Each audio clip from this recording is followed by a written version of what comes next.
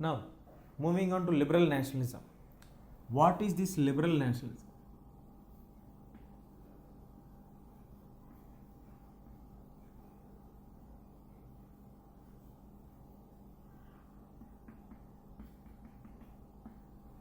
The liberal nationalism is nothing but the nationalism which has spread over and which needs certain kind of control over it.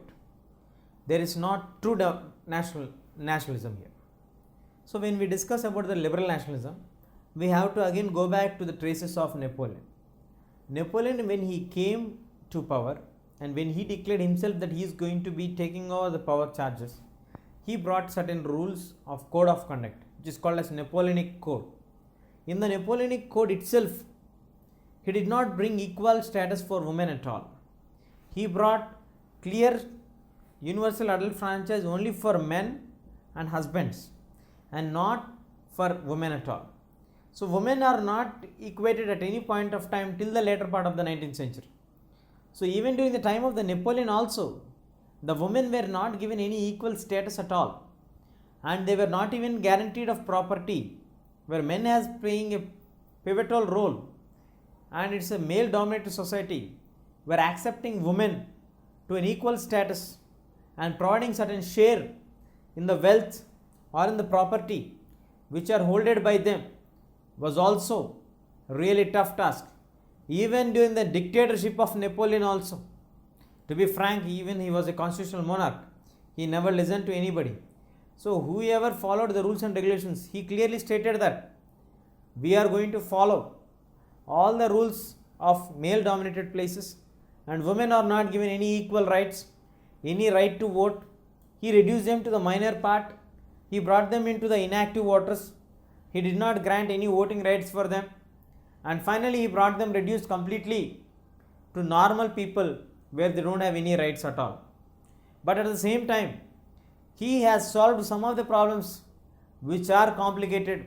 He formed a confederation of the states and he brought some new changes. What is the necessity to form the confederation of states? We will see now. Though Napoleon has restricted the women's rights, but he brought equality for people to have no increase in the market prices, because he reduced the free trade. There was no permission for free trade, especially capital and goods, which would obviously be restricted the trade and which will be brought under the control of the local markets. So because they can't export it to the other places. So like that, Napoleon tried his level best to get good access on the administration. Napoleon's administration was still more better in some cases where he had each 39 states were present, and in all these 39 states, each state had its own currencies. When each state had its own currencies, these each state currencies were again different.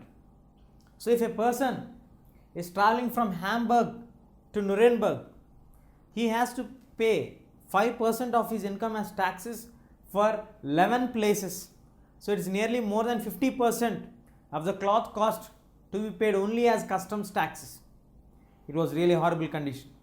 And the measurement of the cloth was also still varying from place to place.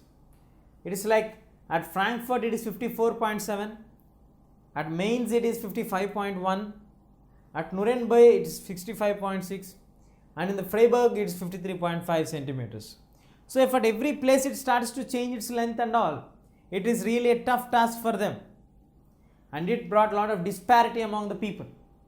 And finally, in 1834, the German States Union was formed, the Customs Union, which banned all the states and all the currencies and brought only two currencies into existence, and the Customs Union name was Zollverein.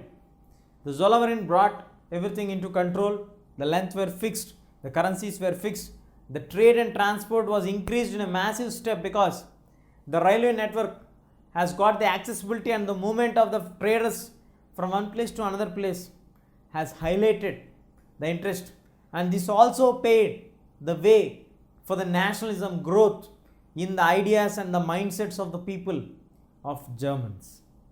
Then after 1815, when Napoleon was defeated, the leaders of Austria, Prussia, Germany, and all these people gathered, and they decided we should need to have a balance of power. We need to have a thorough check. We need to stop the Napoleon's growth in further any such kind of instances should not occur. And they believed in the constant policy of liberalism, democratic setup, nationalism, and this spirit have drove them completely. So the 1815, the new conservatism has came into existence.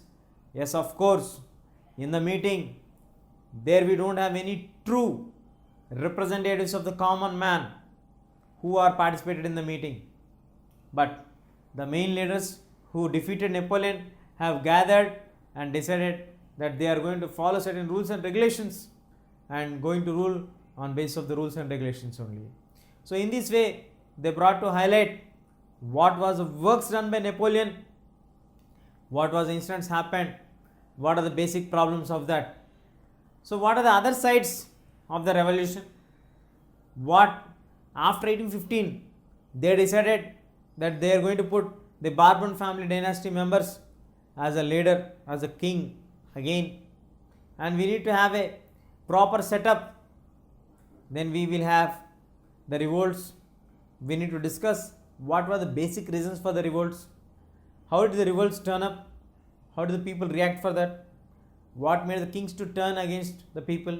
These all we have next. We'll do it.